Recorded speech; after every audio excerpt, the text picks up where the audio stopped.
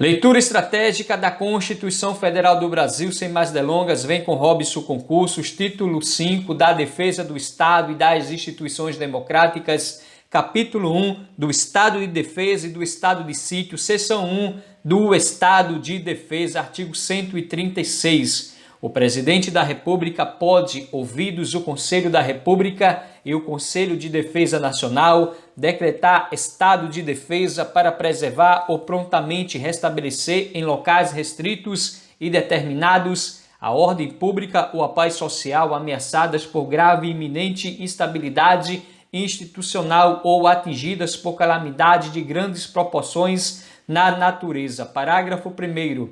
O decreto que instituiu o estado de defesa determinará o tempo de sua duração, especificará as áreas a serem abrangidas e indicará nos termos e limites da lei as medidas coercitivas a vigorarem dentre as seguintes. Inciso 1.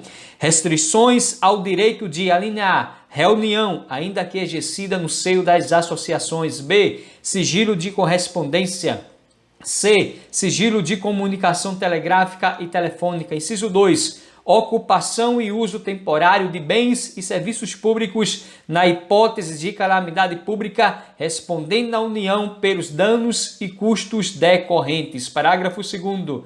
O tempo de duração do estado de defesa não será superior a 30 dias, podendo ser prorrogado uma vez por igual período, se persistirem as razões que justificarem a sua decretação. Guarde bem, o tempo de duração do estado de defesa não será superior a 30 dias, podendo ser prorrogado uma vez por igual período, se persistirem as razões que justificaram a sua decretação. Parágrafo 3º. Na vigência do estado de defesa, inciso 1, a prisão por crime contra o Estado, determinada pelo executor da medida, será por este comunicada imediatamente ao juiz competente, que a relaxará se não for legal, facultado ao preso requerer exame de corpo de delito à autoridade policial. Parágrafo 2º. A comunicação será acompanhada de declaração pela autoridade do estado físico e mental do detido no momento de sua autuação. Inciso 3. A prisão ou detenção de qualquer pessoa não poderá ser superior a 10 dias, salvo quando autorizada pelo Poder Judiciário. Inciso 4. É vedado a incomunicabilidade do preso. Parágrafo 4º. Decretado o estado de defesa ou sua prorrogação, o Presidente da República, dentro de 24 horas, submeterá o ato com a respectiva justificação ao Congresso Nacional, que decidirá por maioria absoluta. Parágrafo 5º. Se o Congresso Nacional estiver em recesso, será convocado extraordinariamente no prazo de 5 dias. Parágrafo 6º. O Congresso Nacional apreciará o decreto dentro de 10 dias contados de seu recebimento, devendo continuar funcionando enquanto vigorar o estado de defesa. Parágrafo 7º. Rejeitado o decreto, cessa imediatamente o estado de defesa. Seção 2 do estado de sítio, artigo 137. O Presidente da República pode, ouvidos o Conselho da República e o Conselho de Defesa Nacional, solicitar ao Congresso Nacional autorização para decretar o estado de sítio nos casos de, inciso 1º, comoção grave de repercussão nacional ou ocorrência de fatos que comprovem a ineficácia de medida tomada durante o estado de defesa. 2. Declaração de estado de guerra ou resposta à agressão armada estrangeira. Parágrafo único. O Presidente da República, ao solicitar autorização para decretar o estado de sítio ou sua prorrogação, relatará os motivos determinantes do pedido, devendo o Congresso Nacional decidir por maioria absoluta. Artigo 138. O decreto do estado de sítio indicará sua duração, as normas necessárias à sua execução e as garantias constitucionais que ficaram suspensas. E depois de publicado, o Presidente da República designará o executor das medidas específicas e as áreas abrangidas. Parágrafo 1º. O estado de sítio, no caso do artigo 137, inciso 1, não poderá ser decretado por mais de 30 dias, nem prorrogado de cada vez por prazo superior. No do inciso 2, poderá ser decretado por todo o tempo que perdurar a guerra ou agressão armada estrangeira. Então, guarde bem. O estado de sítio, no caso do artigo 137, inciso 1, não poderá ser decretado por mais de 30 dias, nem prorrogado de cada vez por prazo superior. No do inciso 2, poderá ser decretado por todo o tempo que perdurar a guerra ou a agressão armada estrangeira. Parágrafo 2º. Solicitada autorização para decretar o estado de sítio durante o recesso parlamentar, o presidente do Senado Federal de imediato convocará extraordinariamente o Congresso Nacional para se reunir dentro de 5 dias a fim de apreciar o ato. Parágrafo 3º. O Congresso Nacional permanecerá em funcionamento até o término das medidas coercitivas. Artigo 139.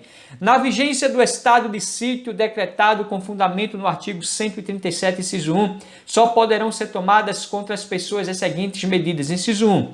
Obrigação de permanência em localidade determinada. 2. Detenção em edifício não destinado a acusados ou condenados por crimes comuns. 3. Restrições relativas à inviolabilidade da correspondência, ao sigilo das comunicações, à prestação de informações e à liberdade de imprensa, radiodifusão e televisão na forma da lei. 4. Suspensão da liberdade de reunião. 5. Busca e apreensão em domicílio. 6. Intervenção nas empresas de serviços públicos. E 7. Requisição de bens. Parágrafo único.